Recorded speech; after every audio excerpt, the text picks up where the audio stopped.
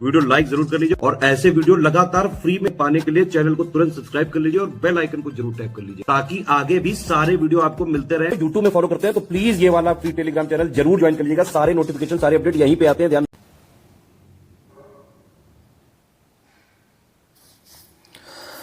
नमस्कार साथियों, स्वागत है आप सभी का स्टेट पीसीएस प्रिपरेशन में। साथियों, कल मैं वीडियो नहीं ला पाया था क्योंकि कल एक बहुत इंपॉर्टेंट मीटिंग थी जिला पर डीपीआरओ साहब के साथ।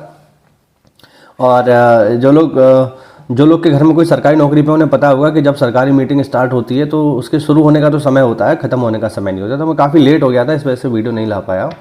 लेकिन चलिए कोई नहीं, मैं आज अर्ली मॉर्निंग में ये वीडियो रिकॉर्ड करके आपको जो है दे रहा हूँ, ठीक है, ताकि आपकी जो पढ़ाई है वो विधिवत ढंग से चालू रहे और आपको कोई डिस्टर्बेंस ना आए, ठीक है। तो आज का जो हमारा इंपॉर्टेंट टॉपिक है जिसकी हम चर्चा करेंगे वो है एसबीएम। एसबीएम मतलब स्वच्छ भारत मिशन, इसको हम लोग अपनी भाषा में एसबीएम बोलते हैं, ध्यान रखना। एसबीएम क्या होता है? स्वच्छ भारत मिशन। अब स्वच्छ भारत मिशन का जो थोड़ा सा हिस्ट्री है वो मैं आपको बता देता हूँ। यहाँ से पेपर में सवाल आ सकते हैं, खासकर वर्ष को लेकर के कि कौन सा मिशन कब लॉन्च हुआ है। बाकी जो भी इंपॉर्टेंट चीज़ है वो मैं आपको यहाँ मैंने नोट कर लिया, आपको बता दूंगा, ठीक है। देखो, स्वच्छ भारत मिशन होता क्या है ये तो मुझे बताने की आवश्यकता है नहीं, मुझे लगता है सब लोग जानते हैं। स्वच्छ भारत मिशन का मतलब क्या है ये भी आप लोग बहुत अच्छे से जानते ही होंगे कि स्वच्छ भारत मिशन आखिरकार है क्या। तो भारत को बेसिकली स्वच्छ बनाना है, साफ बनाना है, सुंदर बनाना है। ये है हमारा स्वच्छ भारत मिशन, ठीक है। और इसके लिए सरकार बहुत लंबे समय से प्रयास कर रही है। ऐसा नहीं है कि अभी से प्रयास हो रहा है। भाई, साफ सफाई किसको पसंद नहीं है? अगर सुअर को छोड़ दें तो लगभग सभी को पसंद है ना, सबको अच्छी लगती है साफ सफाई। तो साफ सफाई के लिए भारत सरकार समय समय पर अपने स्तर से प्रयास करती रही है, उसी को जो है हम यहाँ बात करेंगे, ठीक है। तो साफ सफाई के लिए जो पहला प्रयास हुआ था आज़ादी के बाद वो हुआ था 1954 में, और इस कार्यक्रम का नाम था ग्रामीण स्वच्छता कार्यक्रम, ठीक। ग्रामीण स्वच्छता कार्यक्रम आया 1954 में। पहले इसका वर्ष याद रखना, सबसे इंपॉर्टेंट यही है, आपसे सीधे सीधे पूछ लेगा ग्रामीण स्वच्छता कार्यक्रम कब आया? 1954 में, ठीक है। कवरेज अगर हम इसकी बात करें तो इसका कवरेज बहुत ही खराब था। यहाँ पे ये पॉइंट आपको लग रहा होगा, पॉइंट नहीं है, ये निशान है, ठीक है, निशान लग गया है। ये एक्चुअल में 1% था, ठीक है, ध्यान रखना, 01 इसको लिखा गया, 01। तो ये 1% था। इसमें ग्रामीण स्वच्छता का केवल 1% कवर हुआ, ठीक है, केवल 1%। और इसका टारगेट क्या था कि भैया गाँव को स्वच्छ बनाना है। तो 1954 में जब इसको चलाया गया तो इसने केवल ग्रामीण स्वच्छता का 1% कवर किया। ये पॉइंट याद रखना, 1%। और अगर हम बात करें खासकर ओपन डेफिकेशन की, खुले में शौच से मुक्ति की, तो भैया इसने इसके दिशा में लगभग कोई प्रयास नहीं किया, ठीक है। और ये प्रयास किया गया कि हम क्या करेंगे, ग्राम शौचालयों का निर्माण करेंगे। एक तरीके से सामुदायिक शौचालय इनको कहा जा सकता है। लेकिन ये योजना अगर हम कहें तो लगभग असफल ही कह सकते हैं, क्योंकि 1% यार कोई आप अचीवमेंट होता है, आप ही सोचो, है ना। तो इसमें आपको याद कर रखना है कब आई है बस, और इसमें ग्रामीण स्वच्छता का कितना प्रतिशत कवर हुआ? 1%। एक चीज़ मैं और क्लियर कर दूं कि स्वच्छ भारत मिशन से जुड़े हुए जितने भी पॉइंट हम देखेंगे वो ग्रामीण के देखेंगे, याद रखना, ठीक है। क्यों? क्योंकि आप ग्राम पंचायत अधिकारी की तैयारी कर रहे हो, ग्राम पंचायत अधिकारी बनोगे तो गाँव में ही बेसिकली काम करना है, और परीक्षा भी ग्राम पंचायत अधिकारी की है। तो स्वच्छ भारत मिशन ग्रामीण से ही ज़्यादातर चीज़ें आएंगी, ध्यान रखना, ठीक है। उसके बाद अगला जो इसमें काम हुआ है वो हुआ है 1986 में।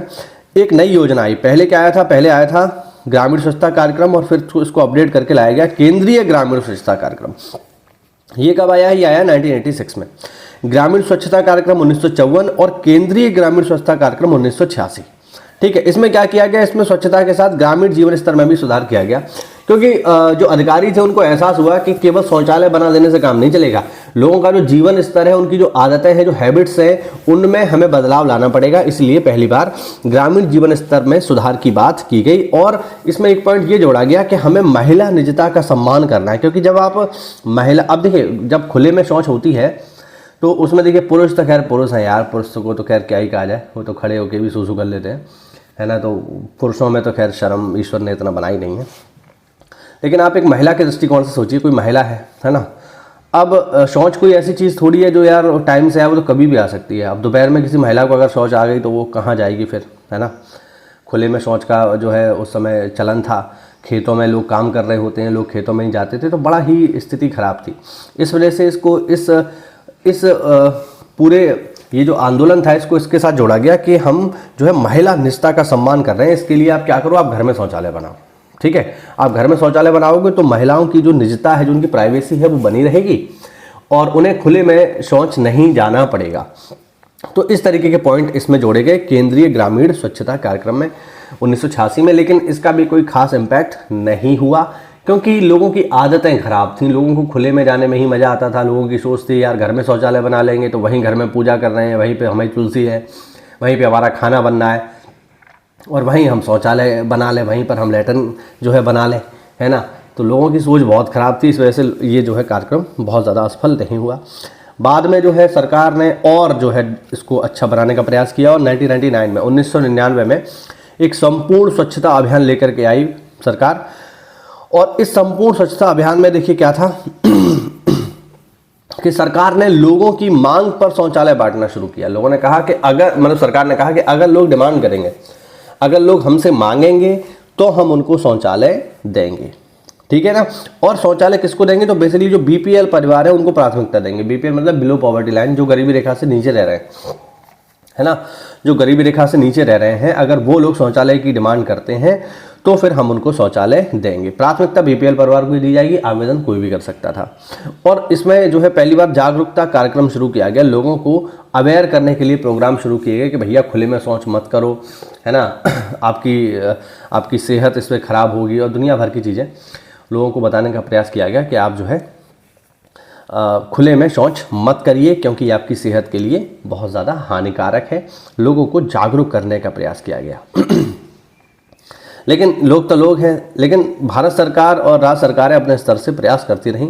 2005 में आया निर्मल ग्राम पुरस्कार। निर्मल ग्राम पुरस्कार क्या था कि अगर कोई गांव ओडीएफ हो जाए, गांव से मतलब पंचायत की बात कर रहे हैं, अगर कोई पंचायत ओडीएफ हो जाए, ओडीएफ मतलब जैसा कि मैंने बताया ओपन डेफिकेशन फ्री, यानी खुले में शौच से मुक्त। अगर कोई पंचायत खुले में शौच से मुक्त हो जाए तो उस पंचायत को 2 लाख रुपए का अवार्ड भारत सरकार देती थी। निर्मल ग्राम पुरस्कार ये आया है 2005 में। लेकिन साथियों, सरकार कितना भी अवार्ड दे ले, लेकिन लोगों की आदत इतनी ख़राब थी भाई कि लोग खुले में ही शौच करते थे। आज तो खैर इस आदत में बहुत सुधार हो गया है, लेकिन आज भी आप देखते होंगे गाँव में अभी भी गाँव में जो थोड़े बूढ़े टेढ़े लोग हैं, जो थोड़ा सीनियर बुजुर्ग हैं, वो अभी भी खुले में ही जाते हैं। उन्हें खुले में करने में ही मौज आती है, ठीक है, उन्हें इसी में ही मज़ा आता है। बहुत से लोग तो कहते हैं हमारी तो हमारी तो लैट्रिन उतरती ही नहीं है जब तक हम खुले में ना जाएं, हमें तो भाई खुले में ही करने में ही मज़ा आता है। तो ओडीएफ के लिए यहाँ पर जो है प्रयास तो किया गया, लेकिन लोग इसको अपनाने को तैयार नहीं थे, ठीक है।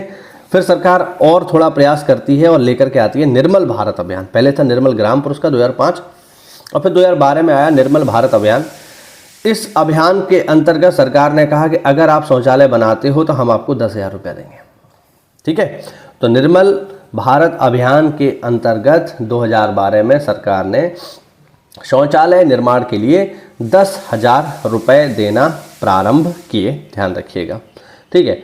और इसके आगे बढ़ते हैं तो फिर सरकार बदलती है और 2014 में आ जाती है बीजेपी सरकार, और बीजेपी सरकार लॉन्च करती है स्वच्छ भारत मिशन 0.1, ये जो है ठीक है 1.0, ये पहला मिशन जो आया स्वच्छ भारत मिशन का। कब से लॉन्च हुआ है, 2 अक्टूबर 2014 से। इसकी डेट याद रखना, पेपर में आ सकती है। टारगेट क्या था, टारगेट था 2019 तक स्वच्छता लक्ष्य को पूरा करना, ठीक है। 2019 तक पूरी तरीके से हम भारत को स्वच्छ बनाएंगे। इसके अलावा ग्राम आरआरसी निर्माण। आरआरसी मैं आपको शायद पहले भी बता चुका हूँ, आरआरसी होता है resource recovery centre. Resource recovery centre क्या होता है कि हम पूरे गांव से कचरा इकट्ठा करते हैं, पूरे गांव से, ठीक है, गाड़ियों के माध्यम से, ई रिक्शा के माध्यम से, हाथ गाड़ी के माध्यम से, और फिर उसको एक जगह इकट्ठा करते हैं। उसी गांव के एक संयुक्त कूड़े घर को कहा जाता है आरआरसी। इसके अलावा लाभार्थी को शौचालय बनाने के लिए 12,000 का भुगतान करेंगे हम।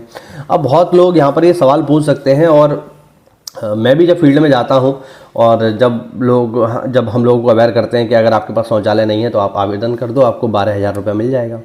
तो लोग हमसे सवाल करते हैं, अरे साहब 12,000 रुपये में कौन सा शौचालय बन जाएगा, 12,000 रुपये में कैसे लैट्रिन बन जाएगी। तो भैया देखो, मैं आपको बिल्कुल स्पष्ट कर दूँ कि 12,000 रुपये में शौचालय नहीं बन सकता, ये बात सच है।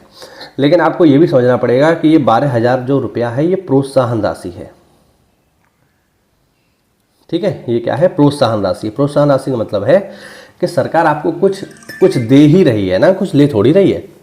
तो 12,000 रुपये में आप अपना शौचालय नहीं बना सकते, हमें पता है, लेकिन आप थोड़ा रुपया अपनी जेब से, अब जैसे 12,000 सरकार ने दे दिया, अगर आप 10,000 अपनी तरफ से लगा लो या 5,000 अपनी तरफ से लगा लो, तो मुझे लगता है 20,000 तक में आपका बढ़िया शौचालय बन जाएगा, अच्छा शौचालय बन जाएगा। तो ध्यान रखना, ये 12,000 रुपया प्रोत्साहन राशि है। इससे आप ये सोचो कि 12,000 में ही आपको शौचालय बनाना है, ऐसा नहीं है। आप 50,000, 1 लाख, 2 लाख, जितने का बनाना चाहो उतने लाख का बनाओ, लेकिन ये 12,000 रुपया सरकार देती है आपको थोड़ा मोटिवेट करने के लिए कि आप काम तो शुरू करो, थोड़ा आप लगाना, थोड़ा हम लगाएंगे, बना लो, ठीक है।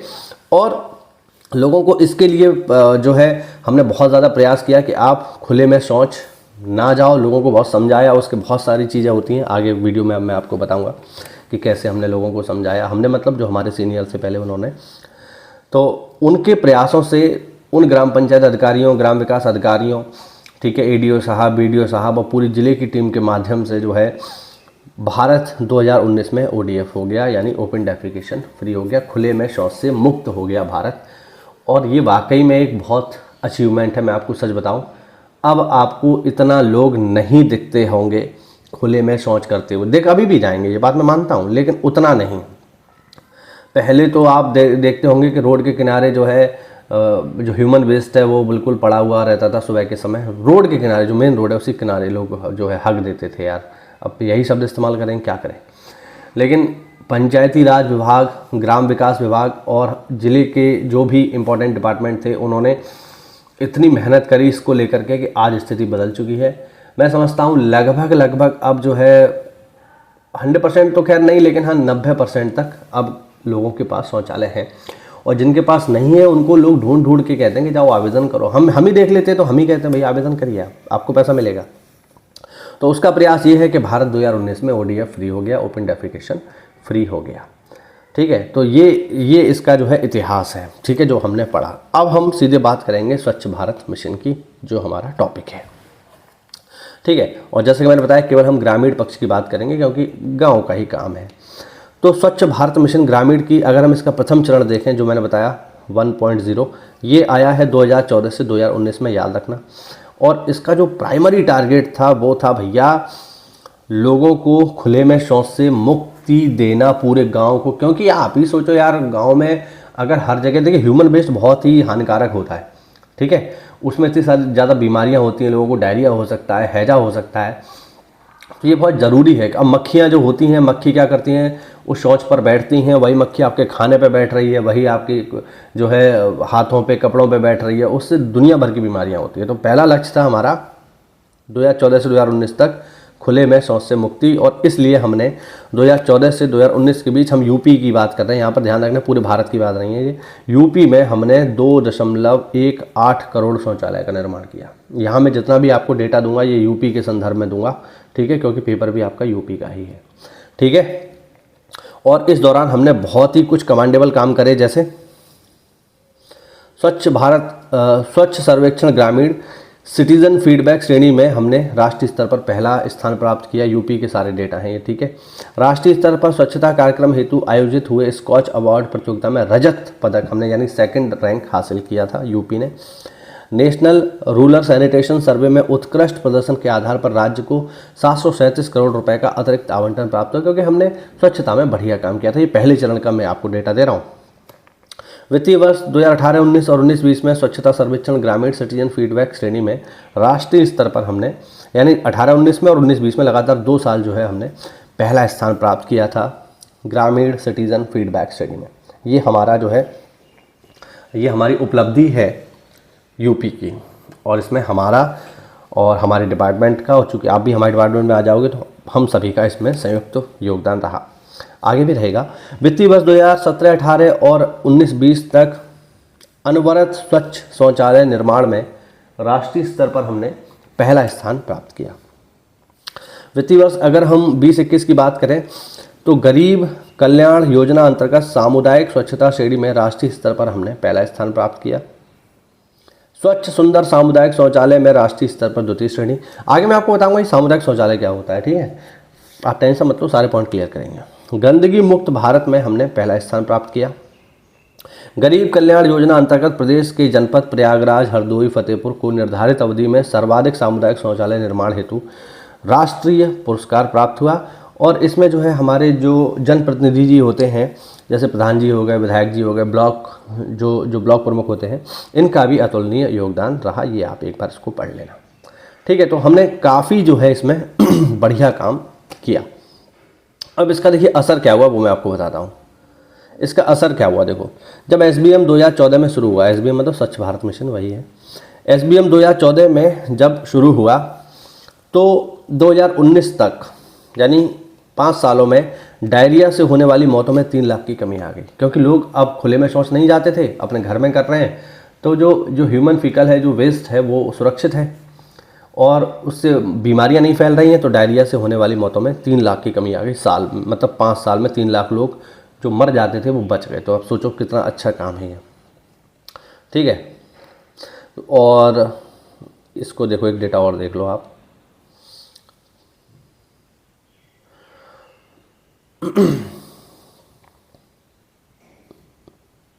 ये तो सेम ही है। ठीक है, तो कुल मिला के अगर हम देखें तो काफ़ी जो है हमने सुधार किया, काफ़ी ज़्यादा जो है सुधार हमने यहाँ पर किया। ठीक है, आगे देखते हैं। चलिए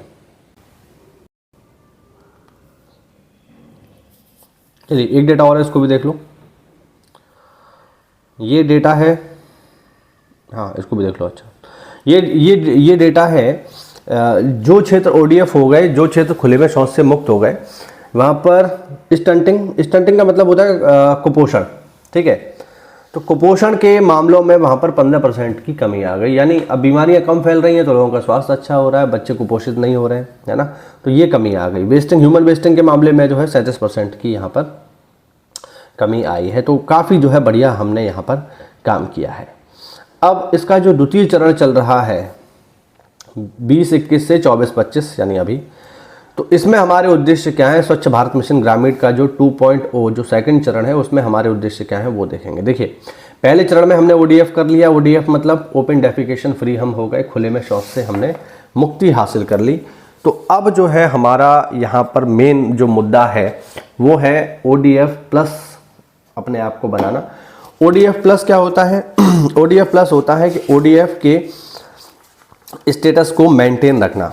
ठीक है, अब देखिए आपने ODF तो कर लिया, लेकिन कुछ साल बाद या कुछ महीने बाद लोग अगर फिर से खुले में शौच करने लगे तो फिर आपने अब तक जो काम किया उसका कोई मतलब नहीं रह जाता। इसीलिए अब यहाँ पर आवश्यक है कि आपने जो भी काम ODF के लिए किया है उस स्टेटस को मेंटेन रखना।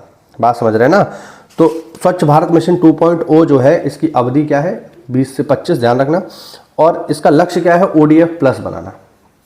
ठीक है, यानी ग्रामों के ODF स्थिति को बनाए रखना, इसी को हम कहते हैं ODF प्लस। ठीक, गांव में ठोस एवं तरल अपशिष्ट प्रबंधन की गतिविधियों के माध्यम से स्वच्छता के स्तर में सुधार करना। अब ये क्या है, देखिए इसको हम बोलते हैं SLWM यानी सॉलिड लिक्विड वेस्ट मैनेजमेंट। अब देखिए वेस्ट दो तरीके का होता है, या तो सॉलिड होगा, ठीक है, सॉलिड मतलब जो सीधे सीधे ठोस कूड़ा जो है होता है, बिल्कुल ठोस कूड़ा, जैसे प्लास्टिक हो गई या आपका जो है घर से निकलने वाला कचरा हो गया या सब्जियां वगैरह हैं, ये सब क्या है, सॉलिड है। लिक्विड मतलब जो गंदा पानी है, ठीक है, आप जो हमारे गटर से पानी निकल रहा है, हमारे बाथरूम से पानी निकल रहा है, वो सब लिक्विड है। तो इनका वेस्ट मैनेजमेंट हमें करना होगा और उसके माध्यम से गांव के स्वच्छता स्तर में सुधार करना है। ODF प्लस मैंने आपको बता दिया। खुले में शौच मुक्त गांव के स्थायित्व को बनाए रखने के लिए ODF प्लस अभियान में जन समुदायों को जोड़ना। अब आपने लोगों की आदत में सुधार कर दिया, तो लोगों की आदत में जब सुधार किया है तो उस आदत को बनाए रखना। ऐसा ना हो कि लोग फिर से जो है खुले में जाना शुरू कर दें। तो ये हमारा मुख्य उद्देश्य है। बात समझ पा रहे हो। इसके अलावा पर्यावरणीय स्वच्छता को बेहतर और स्थायी बनाना। अगर लोग खुले में शौच नहीं करेंगे तो निश्चित सी बात है पर्यावरण को भी इसका फायदा होगा। ठीक है, अब देखो अगला पॉइंट, 2021 से 24-25 तक भारत एवं राज्य सरकार की विभिन्न योजनाओं के वित्त पोषण तथा विभिन्न योजनाओं के बीच कन्वर्जेंस, यानी इसके लिए सरकार पैसा देगी, ये बात है। अब इसके मुख्य घटक क्या है वो जरा आपको मैं बताता हूँ। पहला है व्यवहार परिवर्तन एवं सामुदायिक अभिप्रेरण। ध्यान रखना, देखिए लोग खुले में शौच कर रहे हैं आप केवल उनको समझा सकते हो, आप उन पर कोई कानूनी कार्रवाई नहीं कर सकते, भाई जेल तो किसी को भेज नहीं दोगे, ठीक है। तो लोगों को समझाया जा सकता है और इसके लिए अभिप्रेरण किया जा सकता है, ठीक है। एक सेकंड रुकेंगे। हाँ जी, तो आप अभिप्रेरण इसको बोलते हैं सोशल ट्रिगरिंग, यानी आप लोगों को ट्रिगर करिए, है ना। जैसे क्या, अब कोई खुले में शौच में जा रहा है सुबह, तो आप जो है सुबह ही आपने, अब जैसे इसमें क्या होता था कि डीएम साहब, सीडीओ साहब और बड़े बड़े अधिकारी जो हैं जिले के, वो सब जा कर के गाँव का सुबह ही सुबह जाकर जा रहे हैं 4 बजे, है ना, 5 बजे। और जो भी लोग खुले में शौच कर रहे हैं उनको सामाजिक रूप से जो है, या उनको जो है ट्रिगर किया जा रहा है कि अरे, मतलब उनकी एक तरीके से उपहास किया जा रहा है, बेइज्जती तो नहीं कहेंगे, उपहास उनका किया जा रहा है। जैसे मान लो कोई जो है, कोई व्यक्ति खुले में गया तो हमने क्या किया, उसके चारों तरफ जो है रेड फ्लैग हमने लगा दिए। जहाँ पर अगर किसी व्यक्ति ने खुले में शौच किया तो रेड फ्लैग हमने लगा दिया, है ना। अब वो रेड फ्लैग दूर से ही दिखाई दे रहा है ना, तो लोगों को पता चला अरे यहाँ पर जो है कोई शौच करके गया है। या हमने क्या किया, खुले में शौच कर गया है तो उसके आगे जो है लाल रंग का घेरा जो है हमने बना दिया। अब पूरे गांव में बहुत सारे लाल रंग के घेरे बने हुए हैं तो लोगों को, और फिर दूसरा उनकी ड्रोन से जो है हमने क्या किया, फोटो खींच के पूरे गांव में दिखा रहे हैं कि देखो तुम्हारे गांव में कहाँ कहाँ लोग जो है खुले में शौच कर रहे हैं। तो इससे हमने लोगों को ये अभिप्रेरित किया कि आप ये गलत कर रहे हैं, ठीक है। महिलाओं को समझाने का प्रयास किया भाई कि आपकी इज्जत का सवाल है, आपकी जो प्राइवेसी है उसका उल्लंघन हो रहा है। इसके माध्यम से जो है हम लोगों के व्यवहार में परिवर्तन करेंगे। इसके अलावा व्यक्तिगत शौचालय बनाएंगे। व्यक्तिगत शौचालय मतलब लोगों के घर में शौचालय, वो आप जानते ही हैं। और अगर शौचालय खराब हो गए तो उनकी मरम्मत या रेट्रोफिटिंग भी करवाएंगे, ध्यान रखना। केवल बनवाने से नहीं, उनको चालू भी तो रखना है। अब गांव में आप बहुत ज़्यादा जगह देखेंगे, मैं खुद देखता हूँ कि अब शौचालय तो है लेकिन वो चालू नहीं है। लोगों ने क्या किया, उसमें रसोई बना ली है। या एक बार तो मैं गया तो शौचालय में बढ़िया खटिया पड़ी हुई है और उसको एक कमरे की तरह यूज़ किया, लोग सो रहे हैं वहाँ पे। तो ये भी हमें करना है, उसको चालू भी रखना है, ठीक है। इसके अतिरिक्त सामुदायिक स्वच्छता परिसर, है ना, यानी जो हमारे सामुदायिक क्षेत्र हैं उनमें स्वच्छता का हमें विशेष ध्यान रखना है। एक सामुदायिक स्वच्छता परिसर बनाना है जो साफ स्वच्छ रहे बेसिकली, है ना, उसके बारे में है। इसके अलावा सॉलिड वेस्ट मैनेजमेंट, लिक्विड यानी SLWM जो मैंने आपको बताया, इसको हम आगे बात करेंगे अभी, ठीक है। और फीकल वेस्ट मैनेजमेंट यानी मलीय कीचड़ प्रबंधन, जो हमारे गटर से पानी निकल रहा है उसको हमें ट्रीट करना बेहद ही ज़रूरी है क्योंकि वो बहुत ख़राब है। जो हमारे शौचालय से गंदा पानी निकलता है ना, उसकी एक बूंद भी इतनी खतरनाक होती है कि 1000 लीटर पानी को, अगर 1000 लीटर पानी में वो एक बूंद चली गई गटर के पानी की, शौचालय के पानी की, तो वो पानी खराब हो गया। ऐसे पानी को हम लोग बोलते हैं ब्लैक वाटर, ध्यान रखना। ब्लैक वाटर क्या होता है, जो हमारे मल का पानी जो है, जो हमारी लेटरिन से पानी जो निकल रहा है, ऐसे पानी को ब्लैक वाटर कहा जाता है। और जो हमारे बाथरूम वगैरह से पानी निकलता है ना, कपड़े धोने वाला और हम बर्तन वगैरह धोए, इसको हम बोलते हैं ग्रे वाटर, ठीक है। तो ध्यान रखना। तो ये ब्लैक वाटर और ग्रे वाटर ये सब आपका लिक्विड वेस्ट मैनेजमेंट में आता है और फीकल वेस्ट मैनेजमेंट में आता है। और मासिक धर्म अवशिष्ट प्रबंधन, मेंस्ट्रुअल वेस्ट मैनेजमेंट। अब जैसे महिलाएं जो है पैड यूज़ करती हैं ना, अब वो पैड का क्या करती हैं महिलाएं, तो पैड को यूज़ किया, यूज़ करने के बाद काले रंग की पॉलीथिन में फेंक दिया। अब उसको कुत्ते जो है खींच रहे हैं या पड़ा हुआ है, वो ऑब्वियस बात है पर्यावरण के लिए हानिकारक है। तो उसका भी हम जो है मैनेजमेंट करें। तो जैसे गांव में क्या होता है, पंचायत भवन पे एक छोटी सी भट्टी बना दी जाती है ना, इस तरीके से होती है, उसके ऊपर पाइप लगा होता है इस तरीके से। तो क्या करते हैं बेसिकली, उसमें उन सारे पैड्स को डाल करके जला देते हैं। हालांकि बढ़िया तरीका नहीं, क्योंकि इससे भी जो है धुआं निकल रहा है, तो प्रदूषण तो इससे भी हो रहा है। लेकिन हाँ, ये एक तरीका है, ठीक है। साथियों, UPSSC की VPO परीक्षा का एग्ज़ाम 27 अप्रैल को होने वाला है। तो इसके लिए स्पेशल बैच लॉन्च कर दिया है स्टडी फॉर सिविल सर्विसेज में। इसमें आपको बहुत ही कम समय में और बहुत ही कम पैसे में आपको कंप्लीट तैयारी करवा दी जाएगी पूरी की पूरी। यहाँ पर आप देख सकते हो मेंस का कंप्लीट स्टडी मटेरियल बैच आपको मिल जाएगा केवल 800 रुपये में, जिसमें आपको VPO के लेटेस्ट ट्रेंड और पैटर्न के अकॉर्डिंग और ऑफिशियल सिलेबस के अकॉर्डिंग सारे की सारी चीज़ें दे दी जाएंगी। बेसिकली 3 चीज़ें आती हैं इसमें, पंचायती राज आएगा, कंप्यूटर आएगा और उत्तर प्रदेश स्पेशल आएगा। तो ये तीनों की तीनों चीज़ें जो है आपको 30 दिनों के भीतर दे दी जाएंगी और फिर जो है आपको बाकी का पूरा जो समय है वो केवल रिवीजन के लिए आपको मिलेगा। तो बहुत आसानी से आप इसमें तैयारी कर सकते हैं। आपने पहले से तैयारी कर रखी है तो आप चाहें तो केवल टेस्ट सीरीज भी ले सकते हैं मात्र 400 रुपये में। इसमें 20 फुल लेंथ टेस्ट सीरीज आपको दे दी जाएंगी, जिसमें सिलेबस के अकॉर्डिंग मोस्ट एक्सपेक्टेड क्वेश्चंस आपको लगवा दिए जाएंगे। आप चाहें तो इसके पेड क्विज भी ले सकते हैं मात्र 500 रुपये में, जिसमें आपको टेलीग्राम पर लेटेस्ट ट्रेंड और पैटर्न के अकॉर्डिंग पेड क्विज लगवा दिए जाएंगे, ठीक है। और आप पूरा का पूरा बैच लेना चाहे तो इसमें अभी आपको 200 रुपये की छूट भी मिल रही है। मात्र 1500 रुपये में आप पूरा का पूरा बैच ले सकते हैं। बैच लेने के लिए साथियों नीचे दिए गए नंबर्स पे आप कॉल कर लीजिए। धन्यवाद। चलिए अब इसमें जो अगली गतिविधियां हैं स्वच्छ भारत मिशन में उन्हें देख लेते हैं। चलिए, तो इसमें जो मुख्य प्रस्तावित गतिविधियां हैं उनकी ज़रा बात करेंगे, जो कि स्वच्छ भारत मिशन 2.0 में जो प्रस्तावित हैं उनकी ज़रा बात करते हैं। देखो, पहला, प्रत्येक परिवार के पास शौचालय की उपलब्धता एवं सुलभता। ये एक इम्पॉर्टेंट चीज़ है, शौचालय की उपलब्धता। देखिए, हर परिवार के पास अगर शौचालय होगा तो खुले में जो शौच के केस हैं वो ऑटोमेटिक कम हो जाएंगे, लोग अपने घर में ही करेंगे।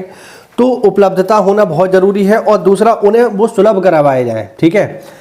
अब इसके लिए जो है हम क्या क्या कर सकते हैं, तो इसके लिए जो है हम उनके ऑनलाइन आवेदन करवा सकते हैं, जिसके अंतर्गत उन्हें 12,000 रुपया प्राप्त हो जाएगा, ठीक। तो पहला पॉइंट यही है कि नए परिवार पात्रों में शौचालय के निर्माण अथवा सामुदायिक शौचालयों का प्रयोग। अब देखिए, बार बार ये शब्द आ रहा है सामुदायिक शौचालय, इसकी बात कर लेते हैं, ये क्या चीज़ होता है। देखो, शौचालय तो आप लोग समझ ही रहे हो, है ना।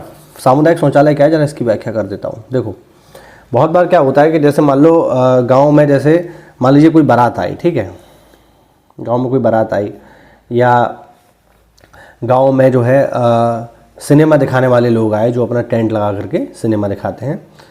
अब बारात आई है या गांव में टेंट लगा के सिनेमा दिखाने वाले लोग आए हैं, तो ये अपना टेंट वेंट लगा लेते हैं। या बारात जो है किसी स्कूल में रुक गई, है ना, या पंचायत घर में ही बहुत बार रोक लेते हैं। तो पंचायत घर में तो एक ही बाथरूम होता है, बारात में मान लो 100-200 लोग आए हैं, तो एक बाथरूम में 100-200 लोगों का जा करके फ्रेश हो पाना असंभव है। तो बहुत बार क्या होता है, ये लोग जो है फिर खुले में शौच कर रहे हैं, है ना। या मान लो ये जो है सिनेमा दिखाने वाले, कोई खेल दिखाने वाले लोग आए हैं, तो ये लोग कहाँ शौचालय करेंगे। तो इसके लिए एक नई व्यवस्था शुरू की गई कि ठीक है, जो लोग गांव के निवासी हैं उनके पास तो शौचालय है ही, लेकिन जो बाहर से आए हैं और गांव में कुछ समय के लिए रुकेंगे, 1-2 दिन के लिए, तो वो भी तो शौच करेंगे। तो इसके लिए हम बना देते हैं सामुदायिक शौचालय। ये एक तरीके से पब्लिक टॉयलेट है, ठीक है, इसका इस्तेमाल आप कर सकते हैं। और ये जो है चूँकि सामुदायिक शौचालय है तो कोई भी इनको इस्तेमाल कर सकता है, ठीक है। इनकी देखरेख जो है वो SSG के माध्यम से की जाती है। SSG यानी सेल्फ सर्विस ग्रुप, और इसके लिए एक केयर टेकर होता है, ठीक है, जो इसकी देखभाल करता है शौचालय की। तो इनके प्रयोग को हम बढ़ावा दे सकते हैं। इसके अलावा सामुदायिक स्वच्छता परिसर का निर्माण हम करेंगे।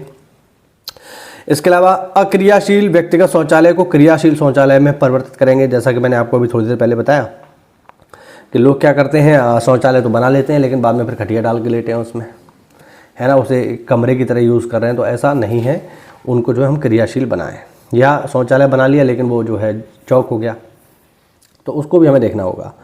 पूर्व निर्मित शौचालयों में सुरक्षित तकनीक के अनुरूप इन्हें प्रयोग करने योग्य बनाया जाना, इसी को कहते हैं रेट्रोफिटिंग। रेट्रोफिटिंग का मतलब है इसका रेनोवेशन करना। अगर कोई शौचालय बना हुआ है और वो क्रियाशील नहीं है तो उसको ठोक पीट करके, उसको अच्छे से रेक्टिफाई करके, उसको प्रयोग करने हेतु दोबारा योग्य बनाना, यही रेट्रोफिटिंग कहलाती है, ठीक है। अक्सर करके जब आप जॉब में आ जाओगे तो आप देखोगे कि जो सामुदायिक शौचालय है ना, इनकी रेट्रोफिटिंग का काम जो है बहुत ज़्यादा होता है, और अक्सर करके आपको ये करना पड़ेगा। मैं आप खुद नहीं करोगे, करवाओगे बेसिकली। और ग्राम पंचायत के प्रत्येक सदस्य द्वारा शौचालय का प्रयोग सुनिश्चित करना है, ये हमारे लक्ष्य हैं, ठीक है कि स्वच्छ भारत मिशन 2.0 में हमें क्या क्या करना है। अब अक्सर करके शब्द आ रहा है SLWM, मैंने कई बार इस्तेमाल किया, SLWM मैंने कई बार जो है यूज़ किया। तो गांव से जो कचरा निकलता है, जो अवशिष्ट निकलता है, 2 तरीके का होता है। मैंने पीछे भी इसकी चर्चा की। या तो होगा सॉलिड यानी ठोस, या फिर होगा लिक्विड यानी तरल। अब इनका करना है हमें मैनेजमेंट, इसी को कहते हैं ठोस एवं तरल अपशिष्ट प्रबंधन, यानी सॉलिड एवं लिक्विड वेस्ट मैनेजमेंट। अब इसको जो है हम किस तरीके से करेंगे, देखो, ठोस अपशिष्ट जो प्रबंधन है, यानी जो ठोस कूड़ा है जो घर से निकल रहा है, हमारा मोटा कूड़ा जो है, ठीक है, जैसे सब्जी के छिलके हो गए, फलों के छिलके हो गए, ठीक है। इनके लिए हम क्या बना सकते हैं, इनके लिए हम बना सकते हैं कंपोस्टिंग, मतलब पिट कंपोस्टिंग से इनको हम जो है न्यूट्रलाइज कर सकते हैं।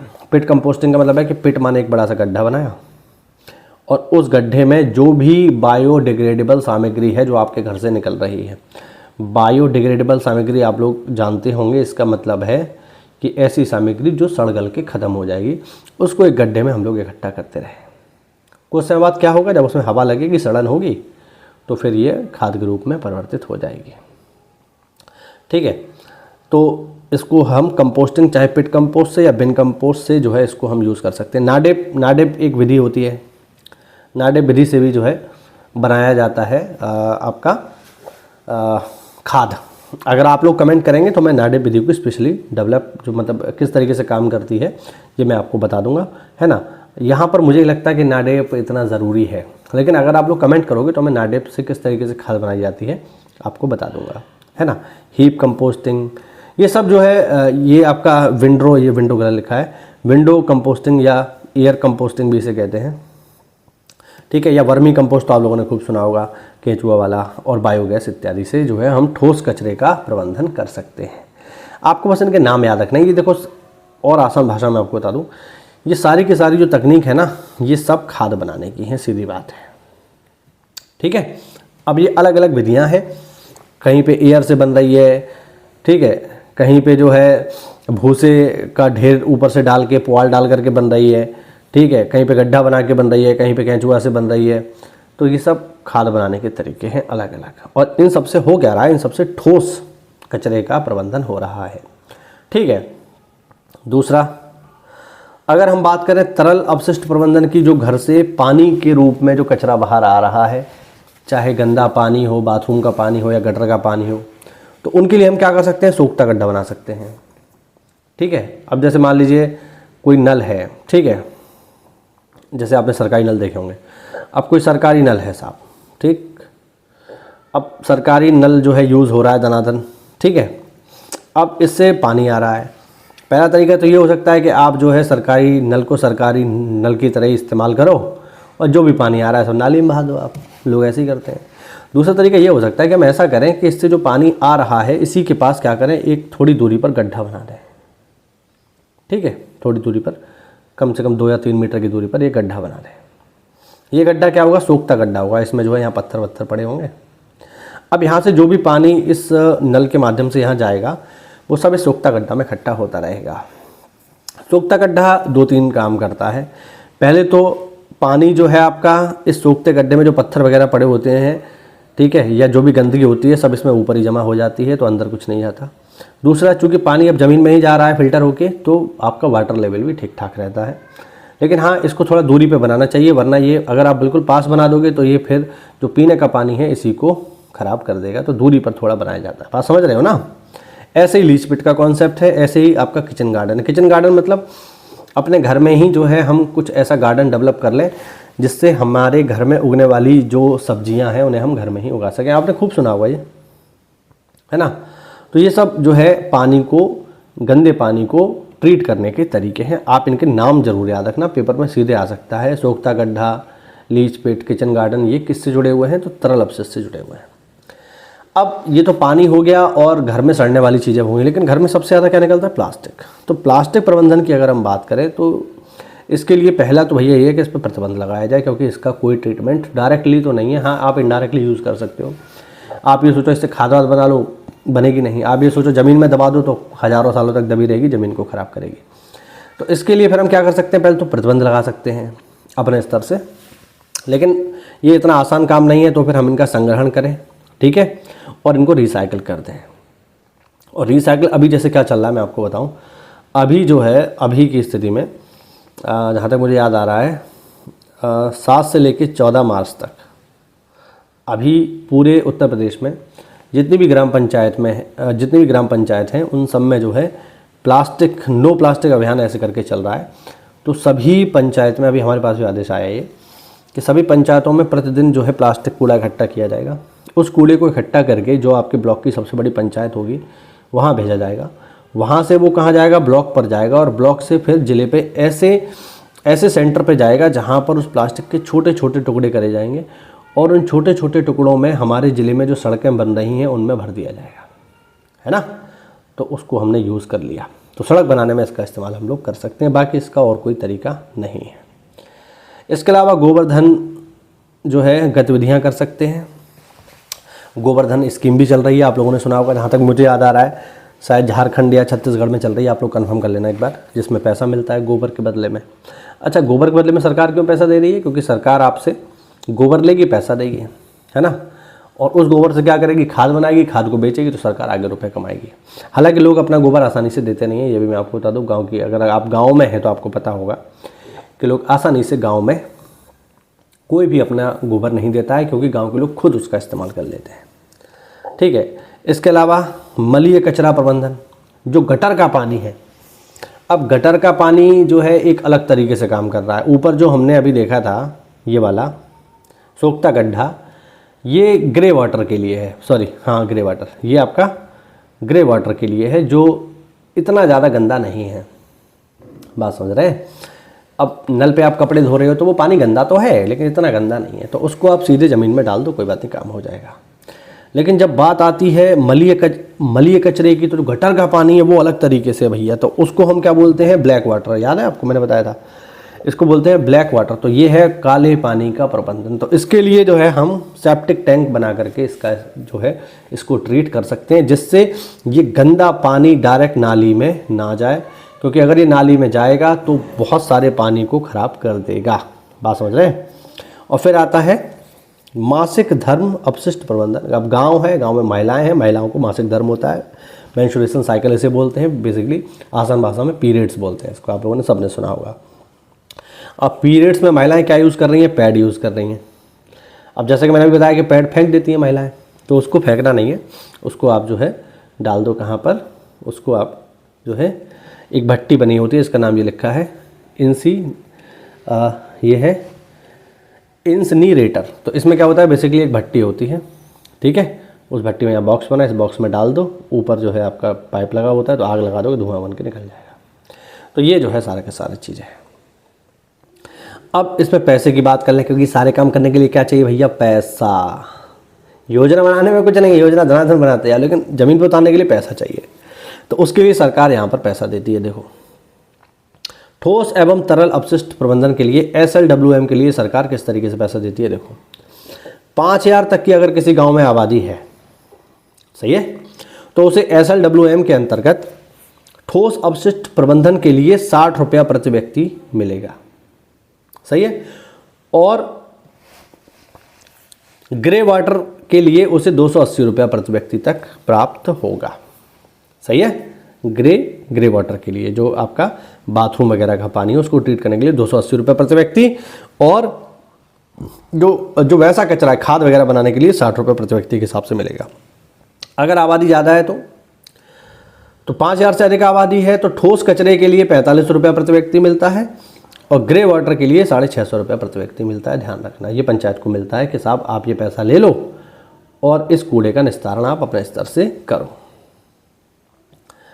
प्रत्येक गांव अपने ठोस एवं तरल अपशिष्ट प्रबंधन के लिए अपनी आवश्यकताओं के आधार पर 1 लाख रुपया तक खर्च कर सकता है। ये हमारा अधिकार है पंचायत का। गांव में ठोस अपशिष्ट के लिए मात्राकृत धनराशि में बचत की स्थिति में आवश्यकता अनुसार तरल अपशिष्ट के लिए तथा तरल अपशिष्ट के लिए आवश्यक धनराशि में से बचत की स्थिति में ठोस अपशिष्ट प्रबंधन के लिए, इसका मतलब क्या बताता हूँ आसान भाषा में। अब आपको 2 तरीके के लिए पैसा दिया गया है, पहला ठोस में और दूसरा तरल में, इसे दिया गया है। आपको 2 तरीके से पैसा दिया गया, या तो ठोस का काम करा लो या तरल का काम करा लो। अब ठोस का काम कराया, ठोस में काम देखिए कम होता है, तरल में काम ज़्यादा होता है। तो अगर ठोस के लिए जो पैसा आपको दिया गया था वो थोड़ा बच गया तो आप उसे तरल में यूज़ कर लो, और अगर तरल में पैसा बच गया तो ठोस में यूज़ कर लो। दोनों का पैसा एक दूसरे में यूज़ किया जा सकता है, क्योंकि दोनों का ही संबंध जो है वो वेस्ट मैनेजमेंट से ही है, ये यहाँ पर कहना चाह रहा है, आप लोग देख लो इसे, ठीक है। अब देखो, प्लास्टिक कचरा प्रबंधन इकाई, मैंने बताया था ना, प्लास्टिक के छोटे छोटे टुकड़े करके सड़क में डाल दो। इसके लिए प्रत्येक खंड पर 16 लाख रुपए तक का एक सेंटर बनाया जा सकता है। और मल गाद प्रबंधन, फीकल स्लज मैनेजमेंट के लिए जो राशि है वो है 230 रुपया प्रति व्यक्ति। सही है। ये क्या है, ये ब्लैक वाटर के ट्रीटमेंट के लिए है। ये ब्लैक वाटर का ट्रीटमेंट है 230 रुपये प्रति व्यक्ति तक। सही है ना। और अगर ग्रे वाटर है, ऊपर देखो ये ग्रे वाटर लिखा है, जो बाथरूम वाला पानी है, साबुन वगैरह, उसके लिए 660। सही है ना। तो ये आपको ध्यान रखना है। चलो थोड़ा और देख लेते हैं कितना बचा है इसमें। चलिए है अभी तो काफ़ी सारा है। ठीक है। गोवर्धन के लिए प्रति जनपद में 50 लाख रुपया तक खर्च किया जा सकता है। ठीक है। शौचालय निर्माण हेतु प्रोत्साहन राशि 12,000 है, जैसा कि हम लोग पहले ही पढ़ चुके हैं कि अब 12,000 रुपये मिलता है। और देखो यहाँ पे फिर लिखा हो प्रोत्साहन राशि। ये 12,000 रुपये में शौचालय नहीं बनेगा, लेकिन हाँ आप अच्छे से बना सकते हो। अब इसके लिए वित्तीय प्रावधान देख लो, ये इंपॉर्टेंट चीज़ है। तो जो है 2 तरीके के फंड हमारे पास होते हैं, मैं पहले भी आपको बता चुका हूँ। पहला होता है सेंट्रल का, दूसरा होता है स्टेट का। सेंट्रल का अभी चल रहा है 15वां फाइनेंस कमीशन, और स्टेट में चल रहा है 5th फाइनेंस कमीशन। ये 15वां है सेंट्रल का, स्टेट का 5वां है। अब ये बदल जाएंगे, ये 16वां हो जाएगा, ये 6ठा हो जाएगा अब अप्रैल से। अब देखो ध्यान रखना, 40% बेसिक ग्रांट का 11वीं अनुसूची में सूचीबद्ध 29 विषयों पर खर्च किया जा सकता है। यानी जो भी आपको पैसा मिलेगा, मैंने आपको पहले बताया कि 60-40 के रेशियो में होता है। 60 होता है टाइड और 40 होता है अनटाइड। ठीक है। यानी ये 60% आपका फिक्स जगहों पर खर्च होगा, इसे कहीं खर्च कर दो। तो वही है कि 40% पैसा जो आपके 29 विषय हैं पंचायती राज के, उन पर आप खर्च कर सकते हो, वेतन और स्थापना के अलावा कहीं खर्च कर दो। लेकिन जो 60% जो टाइड है, जो फिक्स जगहों पर खर्च होगा, उसके लिए निश्चित है। देखो 60% पैसा जो कि जल और स्वच्छता सहित राष्ट्रीय प्राथमिकताओं के क्षेत्र में ही खर्च किया जाएगा। यानी 60% SLWM में और स्वच्छ भारत मिशन में आप खर्च करेंगे धनाधन, जिससे गांव साफ सुथरा रहे। साफ सुथरा होगा, सफाई होगी तो बीमारियां कम होंगी, बीमारियां कम होंगी, लोगों का पैसा बचेगा, गरीबी दूर होगी, बहुत सारी चीज़ें इससे होंगी। ठीक है। निर्धारित 60% टाइड ग्रांट 70-15-15 के अनुपात में ग्राम पंचायत, क्षेत्र पंचायत एवं जिला पंचायत में जो है दिया जाएगा। यानी जो भी पैसा आता है वो सबसे ज़्यादा गांव में आता है, देख लो 70%, उसके बाद क्षेत्र पंचायत और फिर जिला पंचायत। तो अब ये जो अब भले जिला पंचायत बड़ी यूनिट है, लेकिन पैसा जिला पंचायत पे या क्षेत्र पंचायत पे नहीं आता, वो ग्राम पे ही आता है। 70% आप देख सकते हो, क्योंकि मेन काम जो होगा वो गांव पर ही होगा। सही है। ऊपर जो हमने बात करी साथियों, ये वाला जितना जो पूरा का पूरा था, ठीक है, ये था आपका सेंट्रल का, केंद्र का। अब बात करते हैं राज्य की, स्टेट फाइनेंस कमीशन की। तो स्टेट फाइनेंस कमीशन में जितना भी पैसा आता है, देखो पहली बात तो ये ध्यान रखना, स्टेट फाइनेंस कमीशन में जितना भी पैसा आता है सब अनटाइड आता है। ठीक है। इसको आप जहां चाहो वहां खर्च कर लो। सेंट्रल में ऐसा नहीं है, सेंट्रल में 60-40 है, टाइड और अनटाइड। बट स्टेट में ऐसा नहीं है, स्टेट में आपके पास सारा का सारा क्या है, अनटाइड है। तो इससे आप जो करना चाहो कर लो। पहला काम ODF प्लस गतिविधियां कर सकते हो, जिससे ODF स्टेटस बना रहे। ठोस एवं तरल अपशिष्ट प्रबंधन भी कर सकते हो, SLWM, जो अभी हमने देखा। और सामुदायिक शौचालय और जन सुविधाओं के लिए भी इस पैसे को खर्च किया जा सकता है। ठीक है। सफल अपशिष्ट प्रबंधन के सिद्धांत, तो अपशिष्ट उत्सर्जन से संबंधित व्यक्ति ही प्रबंधन के लिए उत्तरदायी है। यानी जो व्यक्ति उत्सर्जन कर रहा है, चाहे ग्रे वाटर चाहे ब्लैक वाटर, उसकी ही जिम्मेदारी है कि उसका प्रबंधन करे, सरकार इसमें सहायता करेगी। अपशिष्ट पृथक्करण व वर्गीकरण समुचित प्रबंधन की कुंजी है। यानी ग्रे वाटर है कि ब्लैक वाटर है, इसका प्रबंधन अलग अलग होगा। तो वर्गीकरण और पृथक्करण करना बेहद ही जरूरी है, दोनों को एक नहीं कर सकते। अपशिष्ट प्रबंधन मुख्यतः व्यक्तिगत या सामुदायिक व्यवहार परिवर्तन का कार्यक्रम है। भाई जो वेस्ट मैनेजमेंट है, ये आप अब कोई ग्राम पंचायत अधिकारी ये सोचे कि साहब मैं ही पूरा चेंज ले आऊँगा गाँव में, ऐसा नहीं हो सकता। तो इसके लिए व्यवहार परिवर्तन आपको करना होगा, लोगों के व्यवहार में परिवर्तन लाना होगा, लोगों को समझाना होगा कि ये चीज़ आवश्यक है आपके लिए, आपके आने वाली पीढ़ी के लिए, हमारे पृथ्वी के लिए, सबके लिए ये आवश्यक है। तो ये जरूरी चीज़ है। अपशिष्ट उत्सर्जन वाले स्थान के निकट प्रबंधन की व्यवस्था उपयोगी होती है। यानी जहाँ पर उत्सर्जन हो रहा है वहीं पर उसका प्रबंधन कर दिया जाए तो ज़्यादा बढ़िया है, अच्छा तरीका है। सामूहिक उत्तरदायित्व ही अपशिष्ट प्रबंधन की सफलता का मूल मंत्र है। लोगों के अंदर ये भावना होनी चाहिए कि हम गंदगी ना करें। अगर लोगों के अंदर ये भावना नहीं होगी तो फिर इसका कोई मतलब, अब लोग गंदगी फैलाने पे ही आ गए तो फिर आप कुछ नहीं कर पाओगे, सीधी बात है। तकनीकी विकल्पों का तुरंत या लंबे अंतराल पर एवं प्रत्यक्ष या अप्रत्यक्ष रूप से मानव स्वास्थ्य और हमारे पर्यावरण पर प्रतिकूल प्रभाव नहीं होना चाहिए। यानी जो हम चीज़ें यूज़ कर रहे हैं SLWM में वो ऐसी ना हो जो हमारे प्रभाव पर, हमारे पर्यावरण पर, हमारे स्वास्थ्य पर असर डालें। वो मानव हित में होनी चाहिए, और न केवल मानव हित में बल्कि पर्यावरण हित में भी होनी चाहिए जो हम यूज़ कर रहे हैं तकनीकें आज। ठीक है। तकनीकी विकल्प समुदाय परिवार की सामाजिक आर्थिक स्थिति के अनुसार होने चाहिए। अब मान लो, इसका मतलब ये है कि मान लो हम किसी परिवार को SLWM में ऐसा कोई तरीका बता दें कि साहब तुम्हारा 20 लाख रुपया खर्च होगा, लेकिन तुम्हारे घर से निकलने वाला सारा का सारा पानी ट्रीट हो जाएगा। तो यार कोई गरीब आदमी आप बताओ 20 लाख रुपये खर्च करेगा? वो कहेगा भाड़ में जाए, है ना। वो कहेगा साहब चाहे पानी शुद्ध हो या ना हो, मैं तो जो है ऐसे ही रहूँगा, मेरे पास 20 लाख रुपया नहीं आया। तो जो हम तरीका उन्हें दें वो आपका पारिवारिक स्थिति के अनुसार ही होना चाहिए। ऐसा हो कि जो उनके बजट में हो। बात समझ रहे हैं? बजट में ही नहीं होगा तो फिर वो कभी भी उसको यूज़ नहीं करेंगे। ठीक। और फिर वही है, तकनीकी विकल्प समुदाय के वहन करने योग्य होना चाहिए, उसको वो बियर कर सके, उसको कम से कम झेल तो सके उसके खर्चे को। सही है, यही सब है। आप देख लो इसको एक बार। अब और क्या कर सकते हैं भैया? अब दूसरी स्वच्छता है दृष्टिगोचर स्वच्छता। अभी तो हमने SLWM की बात करी कि क्या क्या चीज़ें जरूरी हैं। दूसरी बात आती है दृष्टिगोचर स्वच्छता, जो दिखाई देने वाली चीज़ें, जैसे मुख्य मार्गों, बाजारों के क्षेत्रों में कम से कम एक बार दैनिक सफाई होनी चाहिए।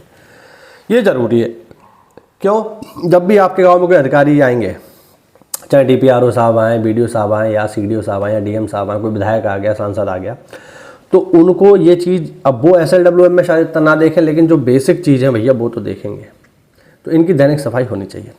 मुख्य मार्ग, व्यावसायिक बाजार के क्षेत्रों में नियत स्थान पर कूड़ेदान, ये सब होने चाहिए और इनकी साफ़ सफाई हो। ये दृष्टिगोचर चीज़ें हैं जो हमें दिखाई देती हैं अपने डेली लाइफ में। ठीक है, चलो ये मेरा फ़ोटो भी देख लो भाई, ये मैं हूँ और ये हमारी मीटिंग चल रही है। ठीक, तो उसी का फ़ोटो है। चलिए बाजार में दुकानदारों व ठेले खोमचे वालों के साथ मिलकर ये सुनिश्चित करना कि यहाँ पर जो कूड़ा हो रहा है उसकी बोरी या डस्टबिन में डालकर उसको समुचित स्थान पर पहुँचाएं, जहाँ पर उसको कूड़े को हम ट्रीट कर सकें। शनिवार और रविवार को ग्राम पंचायत में विशेष स्वच्छता कार्यक्रम आयोजित हम करवा सकते हैं। अन्य गतिविधियाँ जो ग्राम पंचायत को स्वच्छता के साथ आकर्षक बनाने में सहायक हो, उनको हम कर सकते हैं। ठीक है। अब ODF प्लस के मानक क्या है? ODF प्लस कॉमा उदीयमान ODF का स्थायित्व प्लस ठोस अवशिष्ट प्रबंधन, है ना। इसको इतना जरूरी नहीं, आप छोड़ सकते हो। अब ODF प्लस की स्थिति सभी गाँव को हमें दिलानी है, तो वो कैसे दिलाएंगे? गांव के सभी परिवारों को कार्यात्मक शौचालयों की सुलभता होनी ही चाहिए, तभी ODF प्लस बनेगा। अब ये स्थिति है, ODF प्लस कब बनेगा? ठीक है, तो ODF प्लस कब बनेगा? जब सभी घरों में शौचालय होगा। सभी विद्यालय, आंगनबाड़ी केंद्र यानी सरकारी जितने भी जगह हैं, वहाँ पर पुरुष और महिलाओं दोनों के लिए अलग अलग टॉयलेट होना चाहिए। ग्राम के सभी अब सार्वजनिक स्थानों पर कूड़ा करकट नहीं होना चाहिए। अपशिष्ट जल का जमाव ना के बराबर हो। गाँव में थोड़ा बहुत तो होगा लेकिन ज़्यादा ना हो। और प्लास्टिक अपशिष्ट एकत्रीकरण ना हो, यानी कूड़ा जो है बुरी तरह से फैला हुआ ना हो, उसके ढेर ना लगे हों। गांव में ठोस अपशिष्ट प्रबंधन की व्यवस्था हो, यानी RRC सेंटर बना हो, और तरल अपशिष्ट की भी व्यवस्था हो। ठीक है, आप लिक्विड वेस्ट का भी मैनेजमेंट कर रहे हो। गांव के सार्वजनिक स्थलों पर ODF प्लस या IEC संदेश प्रमुखता से प्रदर्शित किए गए हों। ये मतलब ये सब जो है गांव में लिखवा दोगे यार, ये हमारा गांव स्वच्छ बनाना है, इस तरीके से, वही सब है। अब इसमें पंचायतों की भूमिका क्या हो सकती है?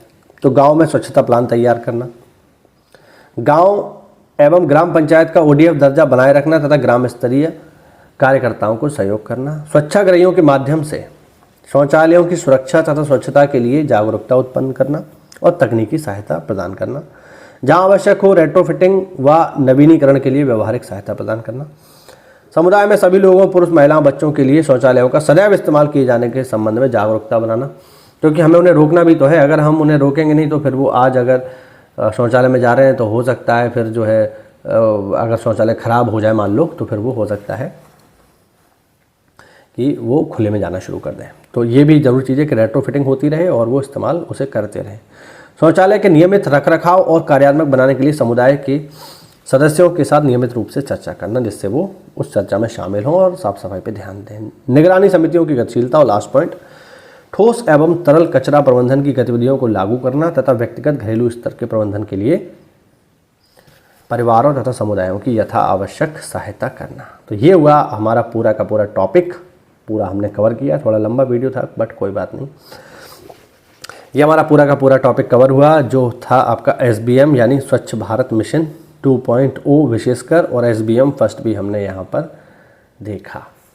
तो ये हुआ आज का हमारा वीडियो साथियों। अगर इनमें से कोई भी पॉइंट आपको ना समझ में आया, मैं उम्मीद करता हूँ आ गए होंगे क्योंकि आसान है ना आया हो तो आप कमेंट करिए, मैं पूरी उसकी व्याख्या आपको कमेंट में कर दूंगा।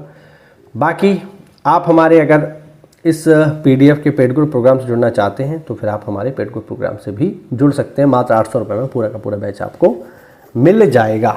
ठीक है, तो अच्छे से तैयारी करो, मेहनत करो। मिलते हैं साथियों अगली क्लास में, तब तक के लिए जय हिंद, जय भारत, वंदे मातरम।